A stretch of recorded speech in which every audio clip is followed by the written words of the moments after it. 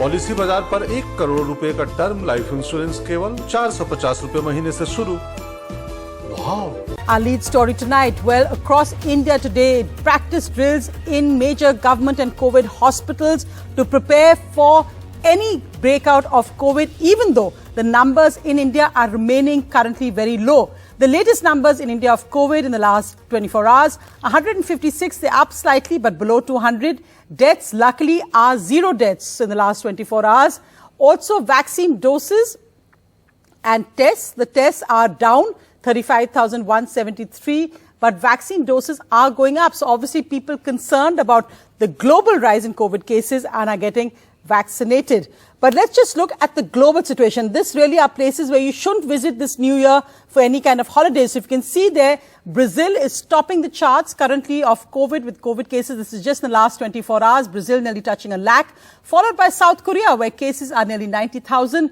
Japan has emerged as number 3 with 77,256, followed by France and the US again at over 10,000 cases. Remember, the big number missing from this is China, because China's data is so opaque and in fact unreliable that China is not featuring the top 5, but that's really the country to currently avoid.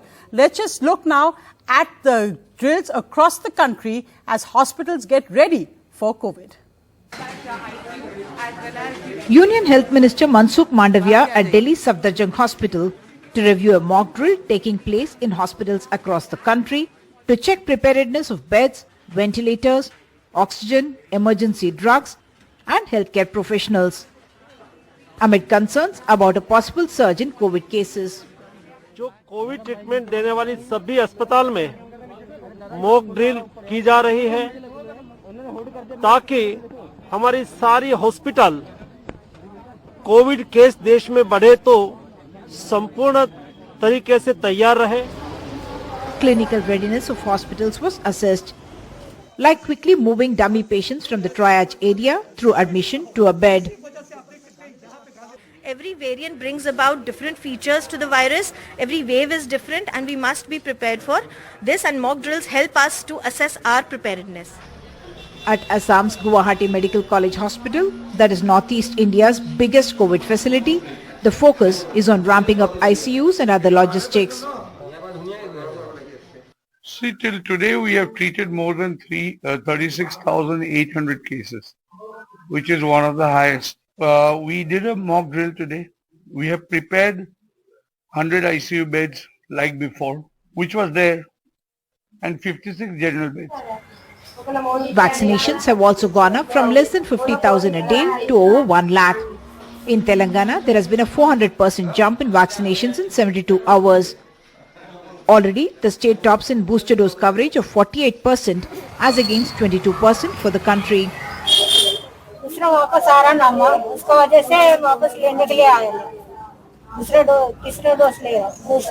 Booster dose.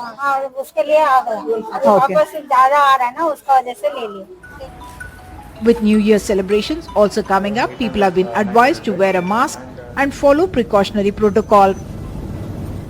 With Vedant in Delhi, Srija in Bengaluru, Ratnadeep in Guwahati, Uma Sudhir in Hyderabad for NDTV. Well, moving to the other news, at least for North India, it's freezing. What to expect the next 24 hours? Well, the day will be cold. In fact, there's a weather term for it. It's called cold day in parts of Delhi, Chandigarh, UP, Punjab, Haryana. There'll also be very dense to very dense fog over the next 24 hours in Haryana, Delhi and West UP. The dense fog is likely to reduce over the next 2 to 3 days. However, it is very likely over the next 3 days in other areas. The dense fog impact which is likely is lung-related health problems, disruption in air, rail and road transport, and perhaps stripping of power lines as well. But as we said, the Met Department has predicted that it will get warmer in North India by Thursday. Also, let's just compare the temperatures, because Delhi is currently colder than Nainital. If you just look at those figures coming up, Delhi is currently much colder than Nainital, while it's also colder than Dharamshala, and in other parts of the hills, it's much warmer than Delhi.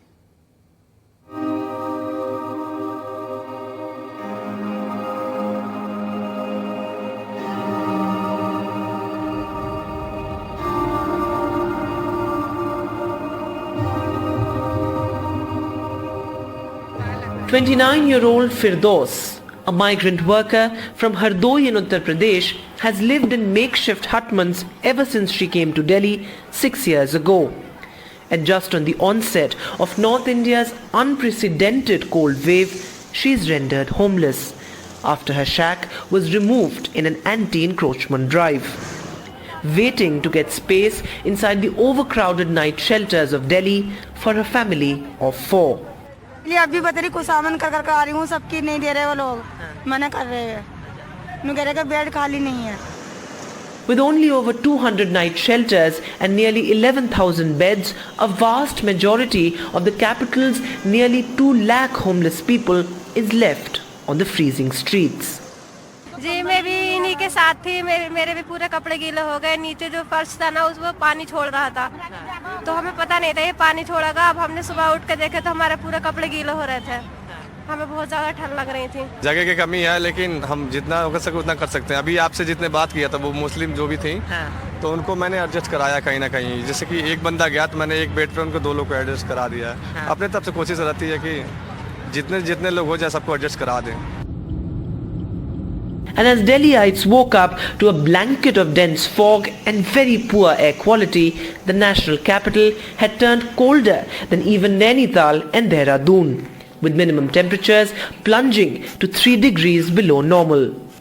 Similar cold wave conditions persisted in parts of Punjab, Haryana, Chandigarh, West Rajasthan and Uttarakhand. Meanwhile, in the northeast, a severe hailstorm lashed parts of Assam.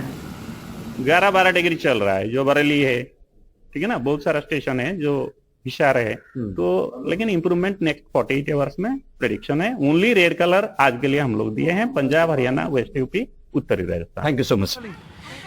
In the biting cold, these rain baseras are the only refuge for those living on the streets. With their limited capacity, however, they're unable to accommodate the largely invisible and uncounted population of the homeless in the national capital. It is for them that NDTV, in collaboration with the Uday Foundation, has come up with its blanket donation drive, with 5,000 blankets already distributed. You can contribute too by going on the NDTV website. Donate a blanket and save a life. In New Delhi with camera person Ashok Mahale and Sushil Rathi, Vedant for NDTV.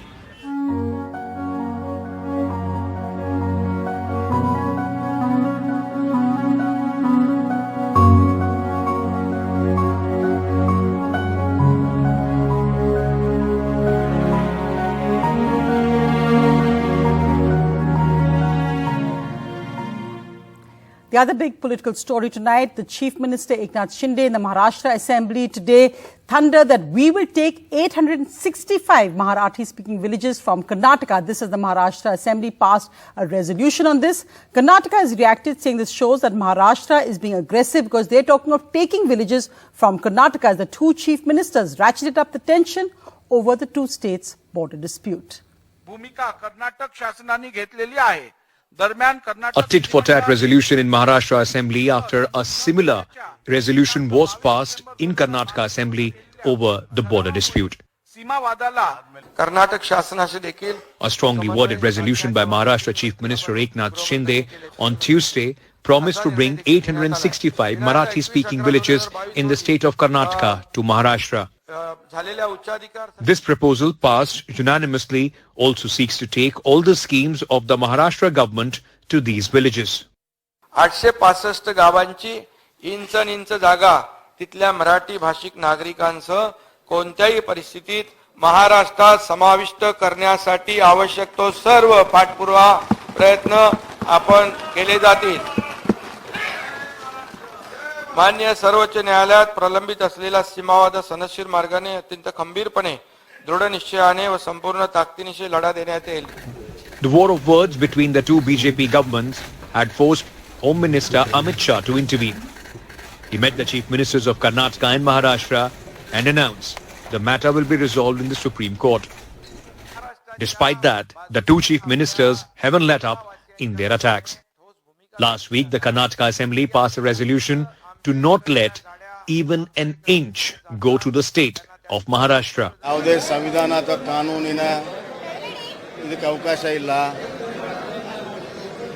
ಇವತ್ತು ನಮ್ಮ ಒಕ್ಕೂಟ ವ್ಯವಸ್ಥೆಗೆ ಧಕ್ಕೆ ತರುವಂತ ರೀತಿಯಲ್ಲಿ ಅವರು resolution ಮಾಡಿದ್ದಾರೆ. ಇದನ್ನು ನಾವು ತೀವ್ರ ರೀತಿಯಲ್ಲಿ ಖಂಡಿಸ್ತೀವಿ. Former Chief Minister Uddhav Thackeray, who has mooted the idea of turning the disputed areas into union territory, supported the resolution but questioned the state government's claim of taking its schemes to the disputed villages. The border conflict between Maharashtra and Karnataka is going on for decades. While resolutions have been passed by both the governments, these resolutions are nothing but just political statements because the matter is currently being heard at the Supreme Court. The BJP, which always speaks about double engine government, is present in both Maharashtra as well as Karnataka. But despite that, since there is no solution on this issue, the opposition is questioning both the state as well as the centre. In Mumbai, with camera person Rajendra Dayalkar, Sohit Mishra, NDTV. Moving now to the suspicious story emerging out of Odisha as a prominent anti-Putin, anti-Russian President Putin's critic and MP from Russia from an opposition party has died mysteriously in a fall from his Odisha hotel. This just 2 days after his friend, who also part of a Russian group of 4 who checked into this hotel, also died, apparently because he suffered a stroke. The Russian embassy said they are aware of the deaths. The Odisha police say they are investigating what happened. 2 deaths in 4 days of 2 Russian nationals in the same hotel in Odisha's Raigada. The deaths raising suspicion as at least one deceased, Pavel Antov, was recently viewed as a Putin critic. However, the Russian embassy told NDTV, "We are in constant contact with the relatives of the deceased as well as with the local authorities. As we know, police do not yet see a criminal component in these tragic events." Pavel Antov is believed to have fallen from the 3rd floor of the hotel in Odisha. The police is now investigating whether this is a case of death by suicide or an accidental fall. A member of the Legislative Assembly from the Vladimir Oblast, a sausage multi-millionaire and a philanthropist, Antov was apparently on vacation in Odisha. He was travelling with a group of 4, out of which his friend B. Vladimir was found dead the morning after they checked in. Vladimir is believed to have died due to a stroke after consuming alcohol. This emerged after his autopsy report. Raigarh district में जो 2 Russian citizen का death हुआ है उसके ऊपर unnatural death का case register किया गया है. इसकी तहकीकात अभी पुलिस द्वारा जारी है और दोनों डिसीज का पोस्टमार्टम रिपोर्ट आना जारी है. हमने विसेरा भी साइंटिफिक एग्जामिनेशन के लिए प्रिजर्व करके रखा है और निश्चय आपके सामने हम जो भी इन्वेस्टिगेशन के तथ्य आएंगे वो सामने रखेंगे. The death by fall is uncannily similar to the fatal fall of another Putin critic and oligarch Ravel Maganov in September this year. He fell from the window of a hospital in Russia. The Western media has been reporting that earlier this year, Pavel Antov had put out a message that was critical of Russia's war in Ukraine, comparing it to an act of terror.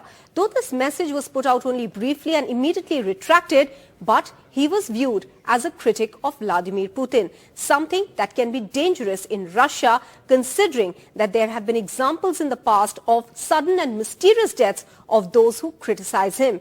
And that is why the fatal fall of Pavel Antov now falls in the realms of suspicion, though the police in Odisha is investigating this as a case of death by suicide or accidental fall. In New Delhi, this is Maha Siddiqui for NDTV. An absolutely incredible story there. Meanwhile, moving to other news, the Bombay High Court today refused an urgent hearing to the husband and wife of Chanda and Deepak Kochhar, who have said that their arrest by the CBI is illegal. Chanda Kochhar and her husband Deepak have moved the Bombay High Court, alleging an illegal arrest by the CBI, saying that no sanction had been taken under the Prevention of Corruption Act from the Finance Ministry. They also in their plea maintained that the CBI has maintained an eerie silence in this case for 4 years, but has arrested us just before our son's wedding on the 15th of January. It shows the malified intent. The Bombay High Court said there's no reason for an urgent appeal and the Kochhar's plea can be heard on January the 2nd.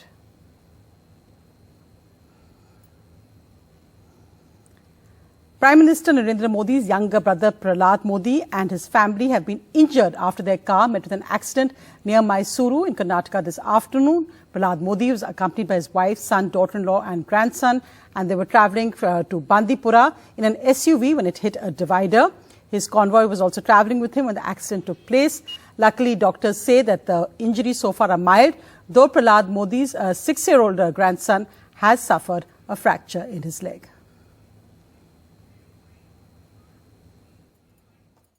ತಕ್ಷಣ ಎಲ್ಲರೂ conscious ಇದ್ರು, ಚೆನ್ನಾಗಿದ್ರು, ಆ ಥರ life danger ಅಂತ ಏನಿಲ್ಲ, ಎಲ್ಲ fully conscious ಇದ್ರು, vomiting ಆಗಲಿ ಆ ಥರದ್ದೇನೂ ಇರಲಿಲ್ಲ.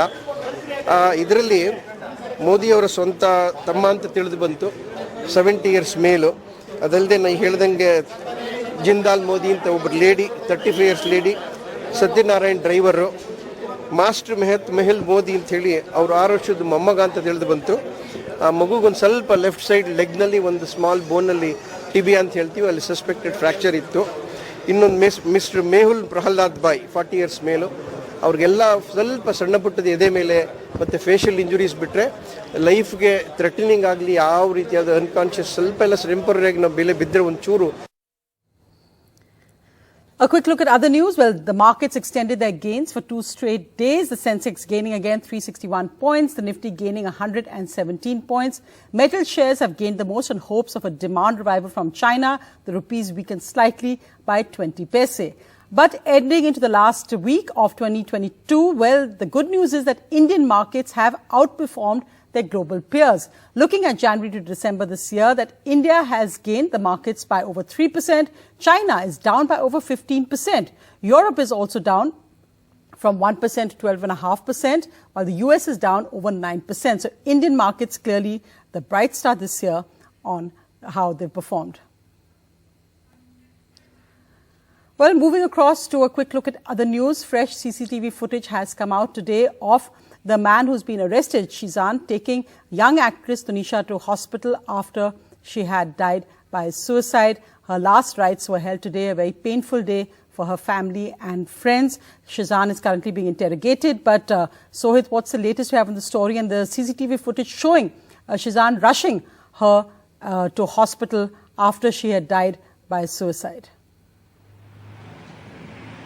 Absolutely, Sonia. In fact, the CCTV footage is just minutes after the colleagues of Tanisha realized that she did not step out of the washroom, and that's when they took her to the hospital, but the doctor had declared her dead. Now, if we speak about Shizan, then he was arrested on Sunday. The police has his custody for 4 days, and the police as of now is investigating the matter. They are also trying to find out all the messages that he had done in the last few weeks, and also at the same time the police is questioning those who are in contact of both of them. So yes, the investigation is going on as of now. The parents as well as the family members have been demanding that there should be punishment given to Sishan, but at the same time the police officials are saying that as of now they need some more time, and it would be very important to see that once the custody ends, what are the information that the police submits to the court, and demands that there should be more extension given of the custody of Sishan, so that they would investigate this matter further. Thanks, Sohit. As we said today, a sad day for the family and friends of this young actress who is said to have died by suicide. Well, moving on to other news, and this really is absolutely amazing footage. Just look at this leopard. Now, as we talk about the whole animal-human conflict, as more and more natural habitat is shrunk, just look at this leopard leaping out of a house and leaping onto vehicles in Jorat in Assam. Now, at least 15 people, including 3 forest officials, have been injured by this leopard, which is on the prowl in Assam's Jorat. So far, it hasn't been captured, but you can just see how fast it moves as it jumps onto that vehicle. Probably the most frightening experience the people in that car have had so far.